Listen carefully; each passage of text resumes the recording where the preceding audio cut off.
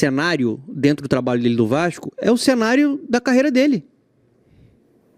Esse é o cenário da carreira dele, no geral.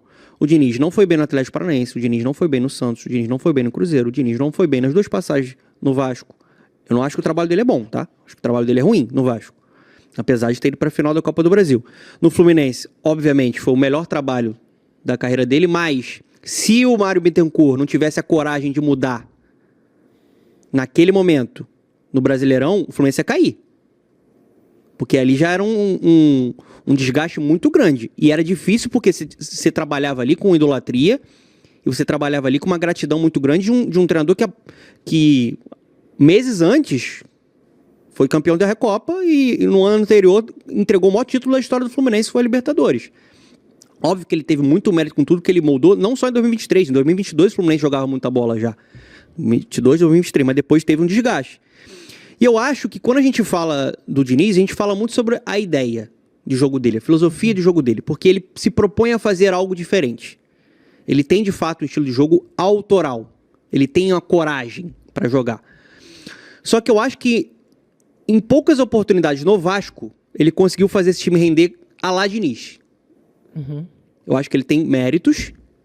Já falei aqui em diversas oportunidades. Por exemplo, ele fez o Ryan ser vendido por 35 milhões de euros. Foi o Diniz que fez isso, ele melhorou. Só que o trabalho dele é um trabalho frágil coletivamente. O time do Vasco é um time desorganizado. O time do Vasco não é um time que consegue controlar jogo, que consegue envolver. Tipo, o Vasco cria muitas vezes no volume até dos seus jogadores. O Andrés Gomes na velocidade, aí depois entra o Rinestrosa, é cruzamento na área. Você vai pro abafa, você vai pressionando o adversário ali, encurralando o adversário, só que eu não consigo ver o Vasco envolvendo um adversário. E, defensivamente, eu não vejo evolução nenhuma. Não é a primeira vez que você faz isso. Então, assim, eu tô aqui para ser pressionado mesmo. Então, os números são esses. Mas você sabe também que o rendimento não era para ter esses números desde o ano passado. Então, assim, eu vou sustentar e eu acredito que o trabalho, os números vão mudar. O placar final do jogo vai mudar. É isso que eu espero. Da diretoria, eu não conversei nada com a diretoria. Mas eu seguro daquilo que eu faço, Joel. Sou seguro. Quando tiver uma outra oportunidade, você vai trazer os números a valor presente de novo. Está sendo uma prática sua, mas tudo bem. Eu estou aqui para responder e está tudo certo. Está tudo bem. Os números já é a 3ª ou 4ª vez que você traz. Então tá bom. Então tá tudo certo. Mas tá tudo. Não vou discutir, estou respondendo. Não, tudo bem. Mas são números. De fora da área e hoje entrou praticamente como um volante. Queria que você explicasse um pouquinho essas escolhas. Obrigado. O Marino, como você disse, tem expectativa. Se a gente não colocar o jogador que tem expectativa, a gente não sabe. Então, o jogo estava pedindo um cara igual o Marino, porque o jogo estava pelo lado, um jogador que era a ideia ter o Andrés Gomes de um lado e o Marino do outro. E ele é um cara que ele vai começar a entregar em algum momento. O Marino, porque ele foi um jogador muito bem avaliado, por nós, por vocês também, e tem uma expectativa grande. E o Roas entrou depois, o GB, ele entrou porque você deve achar que o GB, no jogo do Botafogo, que é um jogo que tinha característica um parecida com essa, tinha muito cruzamento de bola aérea, e era um jogador interessante. A gente cruzou, não sei quantos cruzamentos a gente teve, a gente chegou no último terço do campo 51 vezes, o Bahia chegou 13. Então as jogadas terminaram muito em cruzamento. E o GB era um cara alto, com presença de área, como ele quase fez um gol por conta da presença do GB. Ele cabeceou uma bola para trás, o Puma chegou e bateu de esquerda, podia ter saído do gol ali. Então a mexida, a lógica da mexida, ela estava correta. Depois o Rojas entrou meio por trás, a gente estava muito na frente, justamente, que ele tem um passe muito bom, entrou bem de novo. E não teve muita oportunidade de estar de fora da área, mas eu concordo que ele entrou bem. E com o tempo, é questão de tempo, ele tem mais minutagem, muito provavelmente. Em campo. Essa é por isso que eu quero chegar na parte Por que o Coutinho tem que ficar 80 minutos em campo se arrastando? Com o Rojas entrando bem quando acionado. O melhor reforço do Vasco ofensivo é o Rojas. É isso aí. Nos jogos que ele foi titular, ele foi o melhor jogador em campo. Em 10 minutos em campo ontem, ele deu outra dinâmica pro time. Por que o Coutinho tem que ficar se arrastando? E digo mais, senhor Coutinho, que é um cara que eu respeito, não persigo, não fico criticando, muito pelo contrário, muito pelo contrário. Para mim, a passagem dele no Vasco ela é uma passagem mediana. Acho que pegam muito pesado também, de falar que é uma merda, que não sei o quê. As pessoas passam dos limites. Agora, sair com risadinha porque recebeu vaia, foi o que ele fez ontem. Não sei se vocês viram. Mas ele saiu rindo de forma debochada para a torcida. A torcida do Vasco, que pega chuva, gasta dinheiro com transporte, gasta dinheiro com alimentação, gasta dinheiro com tudo. Não. Tá sempre apoiando o clube. A torcida que lotou São Januário, num dia chuvoso, num sábado, pra receber o Coutinho. Exatamente.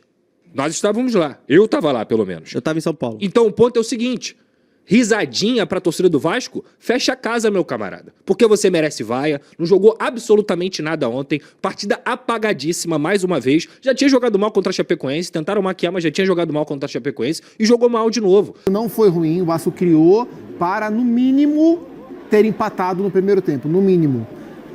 No segundo tempo, o Vasco continuou com volume, mas desorganizou muito. Aí eu acho que um aspecto emocional pesou bastante.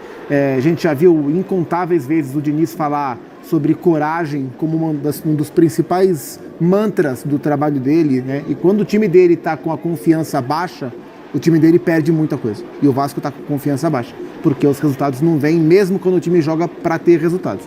Então, no segundo tempo, eu acho que o Vasco foi mais bagunçado, mais numa bafa do que na organização.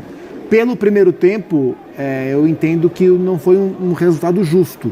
Mas a questão é que a análise sobre o momento do Vasco, ela é sempre muito parecida, porque o Vasco em alguns jogos não tem merecido perder, mas não ganha em nenhum deles. E aí quando não ganha, vira uma série longa sem vitória, com toda essa pressão, mesmo que o time tenha produzido para ter sorte melhor, acaba sendo insuficiente para o torcedor. A análise fica muito... difícil sustentar durante muito tempo o discurso, mas o time não está jogando mal, só que não ganha. Né? Então, mas é uma análise que acaba virando emocional, e acho compreensível que por parte do torcedor vire uma análise emocional, porque se você não ganha um jogo, se você só perde, cria... Agora, eu acho que do ponto de vista racional, e o torcedor obviamente fica bravo toda vez que a gente fala isso, este criar tanto nos jogos tem uma importância, cara. Claro que tem. E precisa ser levado em consideração, porque se tem uma coisa difícil, é você conseguir fazer o seu time criar no volume que o Vasco criou. Eu estou muito de acordo com a análise do Zupa, assim, não digo o primeiro tempo, o Vasco merecia ter vencido no primeiro tempo, não, porque o Bahia fez 20 minutos muito bons, melhor do que o Vasco. E até me pergunto se de repente, se o jogo fica 0-0 até o fim, se o Bahia não teria sido melhor do que o Vasco nos 90 minutos, porque a análise do Ceni também foi muito sóbria, muito lúcida, né? Do Bahia, sim. Cara, a gente foi melhor por 20 minutos e depois sofreu muito, porque existe essa cultura de fato de baixar, depois de fazer o gol. Então, pode até ser que o Bahia, se não tivesse feito o gol, não nos permitiria dizer o que a gente está falando, que o Vasco criou de novo um caminhão de oportunidades. Mas ele criou um caminhão de oportunidades, no primeiro tempo principalmente, e no segundo tempo de maneira menos intensa, mas foi o time que ficou no campo de ataque e que se aproximou do gol o tempo todo. O jogo não ficou confortável pro Bahia. E aí é até engraçado, e aí até é legal, que lucidez do Ceni, né? E que tranquilidade para dizer... a ausência do Verratti ajudou muito, porque se tivesse um cara para cabecear... Eu acordo dele porque os melhores momentos eles mostraram um jogo um pouquinho diferente do que ele falou, né? Do que? Do Ceni? Porque a bola passou faltou alguém para enfiar o pé na bola. A bola ficou assim na área do Bahia. Não são cruzamentos de longe, são cruzamentos de posições corretas. Uma coisa é jogar a bola na área para cima. Mas eu acho que ele dizer o centroavante... Não, mas ele falou para mim ele falou... Bola aérea, a bola aérea em cima. Ali, a bola passou várias vezes assim pela área do Bahia. O que deixa o torcedor do Vasco maluco é o gol que o time tomou. Uma cobrança de escanteio. É inacreditável esse gol. Luciano Juba. Então, defensivamente existem mais motivos. Se o goleiro saísse do gol, ele chegava sozinho. Ele atravessava o campo todinho. Sim, eu estava contando, contei 8, 9, todo o time do Vasco na pequena área e a entrada da área ali. Cara, dá uma olhada. Todo mundo. Sozinho. Dois ali na beirada, o resto dentro da área. Ele vem atrás do árbitro. Ninguém na meia-lua, ninguém nada. E é bola parada, né? E é bola parada. Ou seja, bola parada. E no rebote, se tiver. Gente, por que a gente fala numa bola parada? Porque qualquer pessoa minimamente o nível de consciente atenção é maior. Olhou para a entrada da área e viu que, na verdade, eram dois jogadores. Você tinha a opção A e a opção B. E eles estavam absolutamente desmarcados. Destacando a bela finalização também. Você pega um jogo que o Vasco finalizou 26 vezes, que o goleiro, a gente viu o goleiro do Bahia trabalhando. E aí o Vasco vem e toma um gol desse, porque a bola ainda sobe, né?